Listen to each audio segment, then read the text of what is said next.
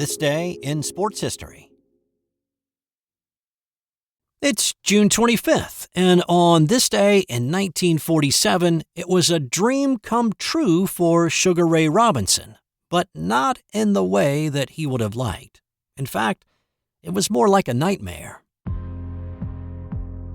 Sugar Ray Robinson went to sleep the night before his welterweight championship fight with Jimmy Doyle, intent on getting a restful 8 hours or more. But his sleep was anything but restful. The night before the fight with him, I dreamed in my sleep that I knocked him out and he died in the ring. Robinson woke from that dream shaken, and he decided to call off the fight. He contacted the Ohio Boxing Commission and told them of his decision. Well, after explaining his dream to them, the commission scoffed at the premonition, but did send a priest to discuss his dream with him. After hearing Robinson's story, the priest told him it was okay to go ahead with the fight. It was just a dream. So, Robinson decided to continue with the planned fight on this night. Jimmy Doyle entered this bout with a 43-6 record, but the California Boxing Commission revoked his boxing license earlier in the year due to several hard knockouts that he'd taken in the previous few months. But Doyle had a vision of his own.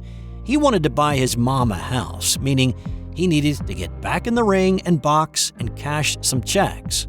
He got licensed in Ohio, and the fight was set for this night in Cleveland. Through the 7th round, Sugar Ray had won all but one round. In the 6th, Doyle got inside to land a couple of blows to Robinson's face, causing a cut over the champ's right eye. In the 8th round, Robinson delivered a devastating left hook. And just like we dreamed, Aldo, I hit him a left hook and he died right there in the ring. Doyle was unconscious but still breathing when his cornermen and paramedics got to him. He was taken to a local hospital, but did die shortly after his arrival. Sugar Ray was devastated by the news that his dream had become reality. It's terrible when you have a premonition before. You know, I had the premonition before that this was going to happen, and for a long time, although I couldn't fight, when I started again, I couldn't hit a man hard, you know. Sugar Ray knew about Doyle's desire to buy his mom a house. He donated his winnings from this fight as well as his next 3 to Doyle's mom so she could buy that house that her son had promised her. There was actually talk about criminal charges being filed against Robinson for manslaughter, but none were ever officially filed. This episode is brought to you by the Sterling Soap Company. Sterling Soap is 100% natural, and with a variety of bath soaps, shave soaps, beard balm, lotions, cologne, and many more personal care products in a large variety of scents, you're sure to find something that's perfect for you or that special someone in your life. Check them out at sterlingsoap.com. On this day in 2006, it was the Battle of Nuremberg. And yeah, I'm not talking about the 1945 World War II era Battle of Nuremberg. This is a World Cup match that got branded with that name because of how crazy this game got. This was a round of 16 game featuring Portugal versus the Netherlands. Obviously, Germany was hosting in 2006, and the game was held in Nuremberg, and these teams did not have a lot of love between them. They'd battled each other 2 years earlier in the UEFA Euro tournament, a game that Portugal won 2-1. This game featured heavy challenge after heavier challenge throughout the course of the game. The first yellow card was shown in just the 2nd minute to Dutch player Mark van Bommel after leg-whipping Cristiano Ronaldo. Another came out when Khalid Boulouros spiked Ronaldo in the thigh. Now, in today's VAR world, that's probably changed to a straight red, and the Dutch are playing down a man. Ronaldo said after the game that Boulouros' foul was intended to injure him. The Portuguese began to retaliate, with Maniche being booked for a response to Van Brommel's earlier challenge. Maniche did more damage a few minutes later when he scored the game's only goal. Into Paoletta. 1-0 to Portugal. And it's the man who scored the winner against the Netherlands in the European Championship semi-final who's done it again. Maniche. What a story. But that wasn't the story of this game. The story of this game was the physicality and the attrition. In the 34th minute, Ronaldo could not continue after the two hard challenges that he'd endured earlier, and he was subbed for. He left the field in tears at the disappointment. The yellow cards continued, and the first red card came out before the half ended. Portugal's Castanha was sent off after receiving a yellow for a foul early in the match and then a deliberate handball for his second yellow. The hard fouls continued in the second, with yellow cards coming out of Valentin Ivanov's pocket at a regular clip. The Dutch lost a man in the 62nd minute when Boulouros was shown his second yellow of the day after an elbow was delivered to a defender as he dribbled past. There was pushing and shoving after that one. Even the managers got into a little jaw-jacking on the sideline. The physicality continued, and the yellow cards were coming out in rapid fashion. Portugal went down to 9 men after a second and then a third yellow was shown to Deco. The Dutch lost a second in stoppage time, and when the final whistle blew, Portugal had hung on for the 1-0 win, but this game is known for the carnage and the cards handed out. There were a total of 16 yellow cards and 4 red cards issued. After the match, Ivanov was criticized by FIFA President Sepp Blatter, who said Ivanov should have yellow carded himself. He later retracted that statement when he saw the replay of the match. Ivanov was not assigned to any additional matches after this one, though. This was the record for yellow cards until 2022, when 18 were handed out in a match between the Netherlands and Argentina.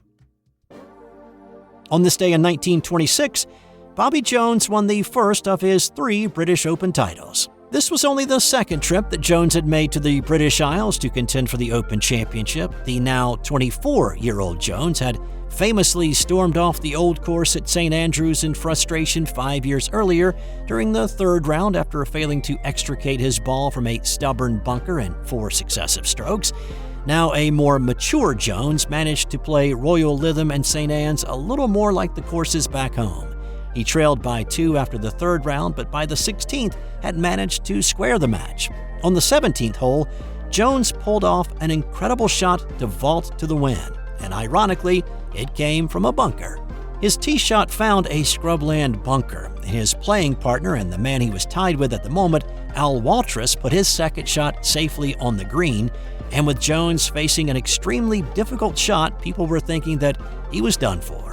He pulled out his mashie and smacked a 175-yard shot that cleared the lip, skied over the deep rough, and landed in the middle of the green, leaving him with a shorter putt than Waltrus. Waltrus missed his putt, while Jones rolled his in for the birdie and went on to win by 2 shots, becoming the first amateur to win the Open Championship since 1897. A plaque was placed to commemorate Jones's shot a few years later. And a funny story from this one, Jones forgot his player's badge when he showed up for the first round, and with this being the first ever Open that charged admission, Jones had to pay the admission charge of half a crown. On this day in a few different years, it was a great day to be a San Antonio Spurs fan. First in 1997, it was the NBA draft, and the San Antonio Spurs had the top pick. With that pick, the Spurs took Tim Duncan out of Wake Forest. Duncan had been a 4-year star for the Deacons and a 2-time ACC Player of the Year. He averaged a double-double his final 3 years in college. He was, without a doubt, the best player in this draft, and the Spurs were in the perfect spot to pick him. He was also a great fit with San Antonio and head coach Greg Popovich.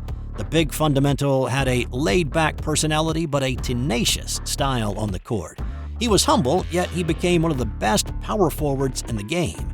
He ended up playing 19 years in the NBA, helping the Spurs win 5 NBA championships. He also won the league MVP in 2002 and again in 2003.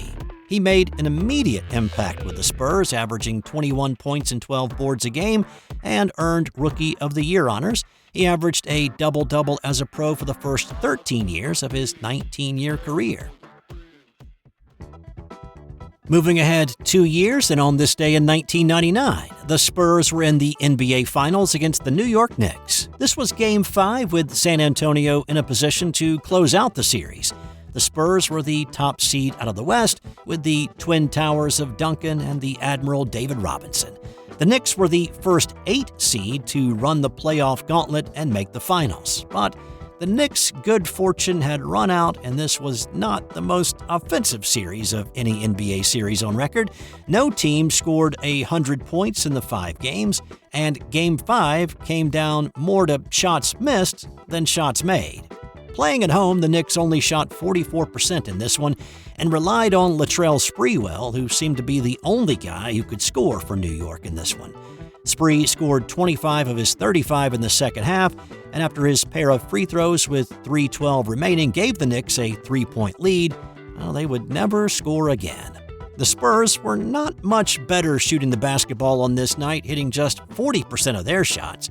But Duncan, now in his second year with the Spurs, provided the offense they needed, scoring 31 in this one. He led San Antonio in scoring in 4 of the 5 games in the series, but the man who gave the Spurs the bucket they needed in the crucial moment was not Duncan or Robinson or Sean Elliott or Mario Elie, guys who'd been in that moment before.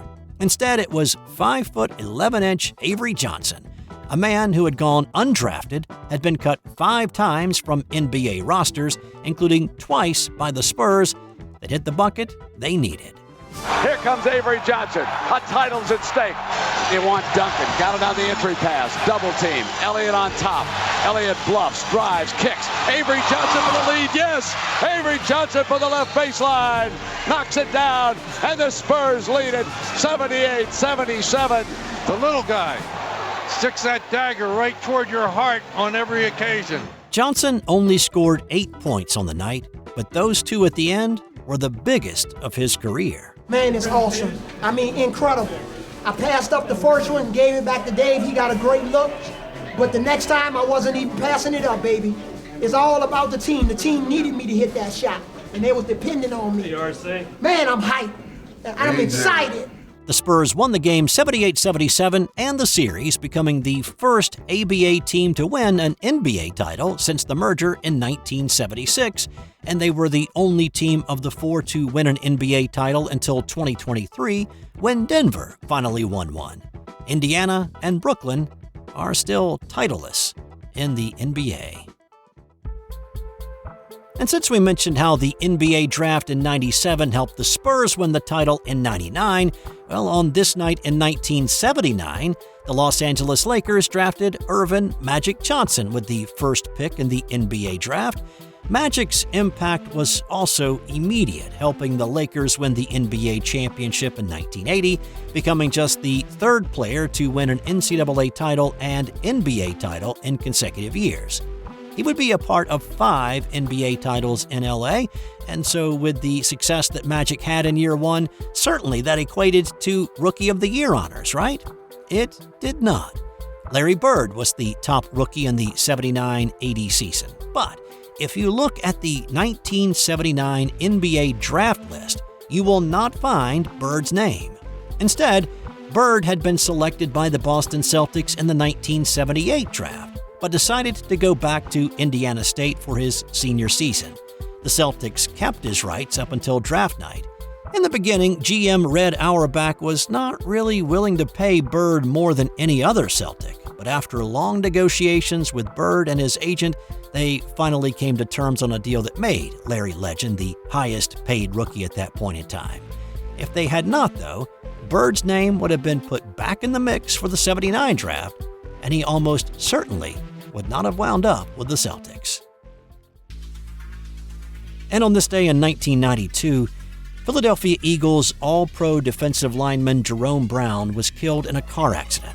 Brown was driving his new Corvette with his 12-year-old nephew as a passenger in his hometown of Brooksville, Florida, when his car began to fishtail on wet pavement. It skidded out of control, hit a palm tree, and then rolled. He and his nephew were killed instantly. Brown was 27 years old. Brown had played 6 years in the NFL and had been a Pro Bowler in both the 1990 and 91 seasons. He had been one of the big reasons for the Eagles having the best defense in the league, teaming up with Reggie White, Clyde Simmons, and Mike Pitts to form one of the best defensive fronts in the 90s. Time now for today's Nothing to Do with Sports Did You Know?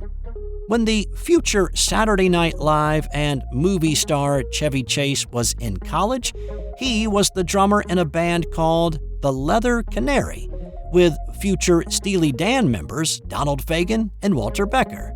They all attended Bard College in Annandale-on-Hudson, New York. Fagen said Chevy was a very good drummer. Chase actually played drums for another band called Chameleon Church, who recorded an album for MGM before disbanding in 1969.